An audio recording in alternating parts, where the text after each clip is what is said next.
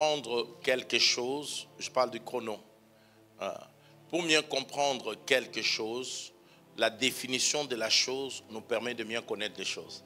Et je me suis posé la question, si on demandait à un chrétien que tu es, que je suis, pour définir Dieu, donner une définition de c'est qui Dieu, pour ne pas dire c'est quoi Dieu. Déjà, nous avons un problème.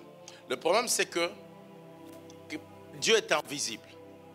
L'homme définit souvent des choses qu'il voit, qu'il palpe, qu'il touche. Quand on te dit de définir une bouteille, c'est facile. Tu peux la définir, elle est en plastique parce que tu l'as déjà vue. Tu peux définir que la bouteille est à telle forme. Tu peux définir le nom qui est écrit au-dessus. Mais quand on nous demande de définir le puissant de Jacob, le Dieu de la Bible, nous aurions plusieurs définitions.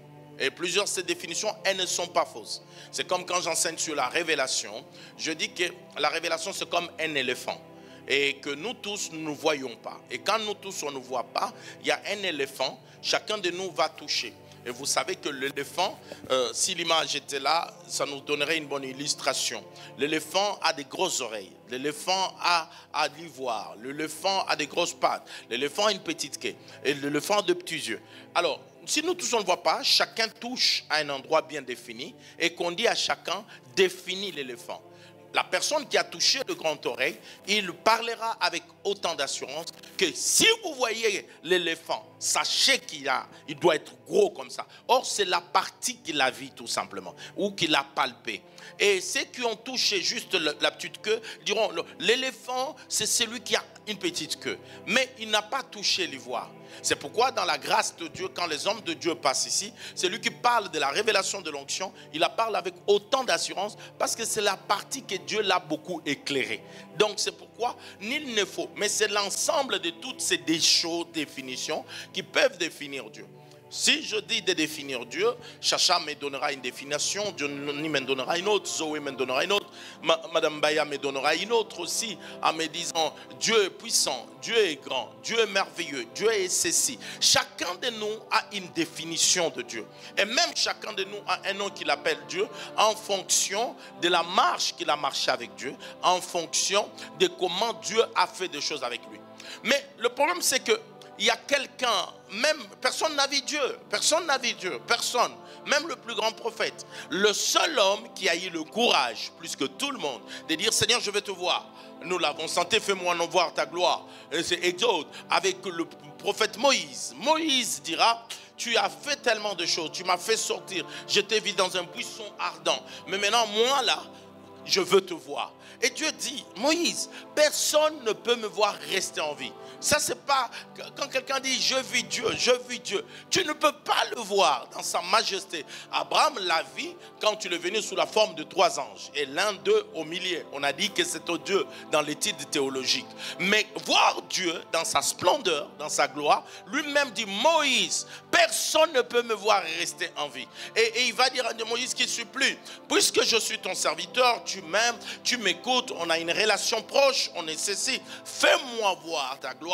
Je veux te voir. En mon gloire, lui, il voulait dire, je veux te voir, je veux te voir. La Bible déclare que Dieu dit, Moïse, je vais te faire grâce. Tu ne me verras pas, mais tu me verras du dos. Alors, c'est ce que, parfois, tu te dis, mais le dos de Dieu, est-ce qu'il a un corps humain comme moi et toi? Donc, il y a plusieurs définitions. Et Dieu dit, je passerai et tu verras mon dos. Et la Bible dit, il prit Moïse et le cacha dans le creux du rocher. Parce que le rocher était la sécurité pour Moïse. Parce que si Moïse n'était pas dans le creux du rocher, je ne pense pas qu'il pouvait résister à la gloire qui est de tout ça. Dieu le cacha dans le creux du rocher. Mais il y a une seule personne qui a vu Dieu. Celui-là, il connaît Dieu mieux que tout le monde. La Bible dit que qui ne connaît pas des choses d'en haut, si c'est lui qui est venu d'en haut. C'est lui seul qui connaît Dieu. Et c'est lui qui a la capacité de définir Dieu mieux que tout le monde. C'est celui qui démontre que nous pouvons donner à Dieu plusieurs définitions. Mais il y a la personne qui a vu Dieu, qui reste avec Dieu, qui est de Dieu, qui est venu de Dieu. Lui seul peut définir Dieu. Il peut le définir mieux que nous tous. Nous pouvons le définir par rapport aux choses, aux actes, à la manière qu'il a fait dans notre vie. Mais cette personne définit Dieu par sa nature. Il définit Dieu par sa racine. Il définit Dieu par ce qu'il est. Et il nous dit clairement, il dit, parce que moi je connais mon Père, je passais du temps avec mon Père et je vais vous le définir. Moïse a peut-être donné une définition, tel peut donner une définition, mais tous ces gens n'ont pas vu Dieu. Mais lui a vu Dieu. Et lui ayant vu Dieu, il va donner une définition. Et la Bible me donne cette définition. Prenons nos Bibles. Maman, Jean chapitre 4. Le verset 8. Jean chapitre 4, verset 8, je lis au nom de Jésus. Je lis au nom de Jésus. Car ses disciples étaient allés à la ville pour acheter. Commencez peut-être au verset 7. Une femme de Samarie vint puiser de l'eau. Jésus lui dit, donne-moi à boire. Car ses disciples étaient allés à la ville pour acheter des boues. Et plutôt, excusez-moi, je parlais d'épître, le premier épître de Jean. 1 Jean, chapitre 4, verset 8. Commençons même au verset 7. 1 Jean. Bien-aimés, aimons-nous les uns les autres, car l'amour est de Dieu, et quiconque aime est né de Dieu et connaît Dieu. Celui qui n'aime pas n'a pas connu Dieu, car Dieu est amour. Voilà comment il définit Dieu. Celui qui n'aime pas n'a pas connu Dieu, car Dieu est comment? Est amour. Assurons-nous d'abord. Quand on veut définir Dieu, la nature de Dieu, c'est l'amour. Or, nous savons tous une seule chose. On peut donner sans aimer, mais on ne peut pas aimer sans donner. Quelqu'un peut te donner, il ne t'aime pas. Mais une personne qui t'aime, il donne. L'amour pousse toujours à donner. C'est parce que Dieu, comme il est amour, et la Bible dit, Jean chapitre 3 verset 16, car Dieu a tant aimé le monde, qu'il a fait quoi? Qu'il a donné. C'est par amour que Dieu a donné son Fils. Christ est mort parce que Dieu nous aime tellement, par amour pour nous, comme c'est dans sa nature, Dieu donne. Et l'amour de Dieu n'est pas conditionné. C'est un amour inconditionnel. Dieu nous aime avec nos failles, nos défauts et nos incompétences. Pourquoi l'homme entrera en enfer? Tu n'entreras pas en enfer à cause de tes péchés, j'insiste. Pas à cause de tes péchés, mais parce que tu n'as pas reconnu l'amour de Dieu. Parce que c'est lui qui reconnaît l'amour de Dieu, reçoit Jésus comme Seigneur et Sauveur, et il marche dans la vie de Dieu, et la crainte de Dieu devient sa vie. Mais celui qui a péché, qui se répand, qui reconnaît l'amour de Dieu, Dieu le sauve et lui donne la vie éternelle. Dieu, dans sa nature, il aime. Il ne nous aime pas par condition. Et comme il nous aime, il a commencé par montrer sa nature. Je donne. Dieu, tu ne peux pas dire que Dieu t'aime parce qu'il t'a donné du travail. Tu ne peux pas dire que Dieu t'aime parce qu'il t'a donné de l'argent. Tu ne peux pas dire que Dieu t'aime parce qu'il t'a donné un mari. Tu dois reconnaître que Dieu t'aime parce qu'il a donné son propre fils. Et le problème, c'est qu'il n'avait pas deux fils. Il n'en avait pas trois. Il n'en avait qu'un seul. Ce n'est pas comme s'il te donne et il lui en restait un autre. Dieu a tant aimé le monde qu'il a donné son fils unique. Les gens qui aiment, ils ne donnent pas parce qu'ils en ont beaucoup. Ils donnent parce qu'ils aiment. J'ai donné l'exemple d'un papa dans l'église où je grandis, qui était âgé, pour ne pas citer le nom, parce qu'on a grandi ensemble avec Dansouzi dans cette église-là, pour ne pas citer son nom. Et il suivait une jeune fille, mais le papa était un peu âgé. Un jour, mon pasteur, papa Albert, l'offre $200. Et le papa souffrait. Mais le papa, il a couru, suivi la jeune fille qui était au parking. Et il est parti, il lui a donné $100. Et le soir, il est parti voir la jeune fille chez sa soeur où elle habitait. Il a encore donné dans la famille de la soeur $100. Et le jour que la sœur raconte ça, l'archevêque général me dit, mais il n'a rien ce papa-là. Les 200 là, c'est moi qui l'ai donné. Vous vous rendez compte que tous les 200, il a donné 100, il est encore parti faire l'envoi, donner 100. Quand un homme apparaît, il te donne là, tu crois qu'il en a beaucoup? Non, l'amour peut le pousser même en te donner tout ce qu'il a dans le compte. C'est lui qui aime, donne. Parfois, certains demandent le McDo à 2h du matin. Et je vois certains de mes fils aller chercher des voitures à 4h du matin et prendre même les 2 centimes qui lui restaient dans son compte pour aller au McDo acheter. Ce n'est pas parce qu'il en a beaucoup. L'amour donne. Dieu, comme il aime, Dieu aime et sa nature c'est l'amour. C'est pourquoi par amour, il a donné son fils unique. Pas donné un fils et il en a gardé un autre. C'est pourquoi pour mourir à la croix, il n'a pas envoyé Moïse. Il n'a pas envoyé Gédéon. Il n'a pas envoyé Jérémie. Parce que ceux-là ne sont pas uniques. Il fallait qu'il donne le Fils unique. Parce que dans sa nature, Dieu est amour. Dans tout ce que Dieu fait, c'est l'amour de Dieu qui se manifeste. La nature de Dieu, c'est l'amour. L'homme a péché. Et comme l'homme a péché, Dieu a commencé d'abord dans le jardin d'Éden à tuer un animal pour chercher comment couvrir le péché de l'homme. Et enfin que le sang coule. Parce que l'homme ne connaissait pas ses possédés. Dieu va faire apparaître Moïse qui vient avec les 3 choses que je vous ai dit qui sont éternelles.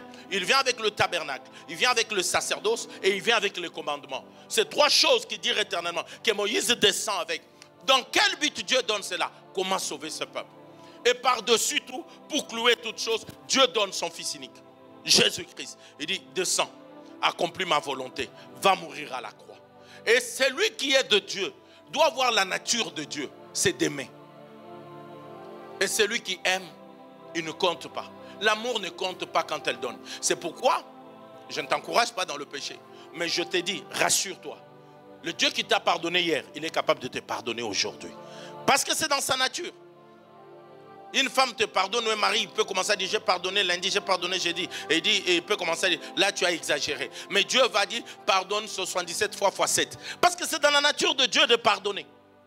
Et c'est pourquoi à la croix, Christ n'est pas mort, le bras croisé, il est mort le bras croisé. Pour dire, venez à moi. Vous tous qui êtes fatigués, chargés, venez vous décharger à moi. Je prendrai sur moi tous vos problèmes. Parce que c'est dans la nature de Dieu de nous décharger. La vraie définition de Dieu, il fait toutes choses par amour. La Bible dit, en amenant une femme qui partait à enterrer son enfant, et sur la route, il rencontra Jésus. La Bible dit, Jésus eut compassion de la femme. Et quand tu l'as eu compassion, il a fait un miracle. Jésus ne faisait pas le miracle de Matthieu vu. Il faisait des miracles de compassion. Ou le miracle d'attester l'amour de Dieu. Ou le miracle d'attester le nom de Dieu. Souvenez-vous la prière qu'il a fait pour Lazare. Père, qu'il sache que tu m'as envoyé. Et que je viens de toi. Dans toutes choses, il voulait qu'une seule chose, que la gloire soit au Père. Parce que le Père m'a donné comme un don.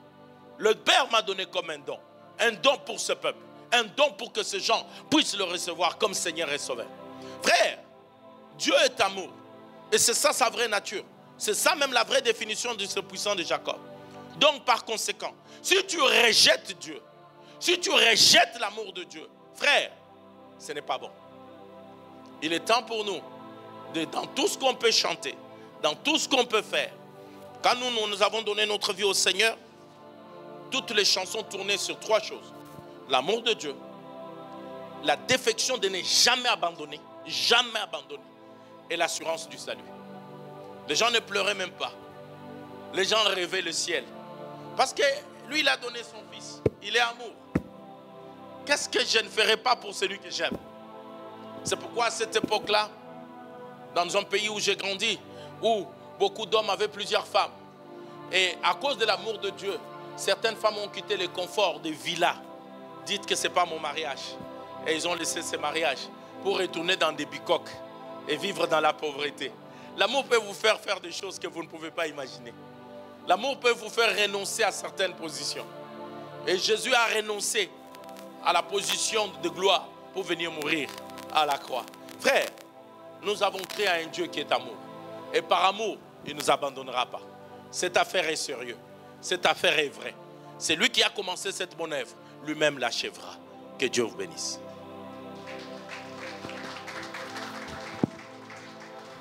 Inclinons nos têtes.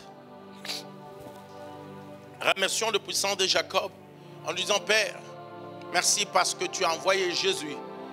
Jésus qui nous aime sans condition. Tu connais nos défauts, nos imperfections et nos incompétences. Prions. Puissant de Jacob, pardonne-nous de nos péchés. Pardonne-nous, roi de gloire. Pardonne-nous, toi la parole faite chair. Pardonne-nous, toi le Dieu qui est au-dessus de tous les autres. Pardonne-nous, toi le Seigneur qui fait ce que personne n'est capable de faire. Que ton amour augmente dans notre cœur. Dans le nom de Jésus, que j'ai ainsi prié. Amen. Acclame Jésus plus que ton voisin.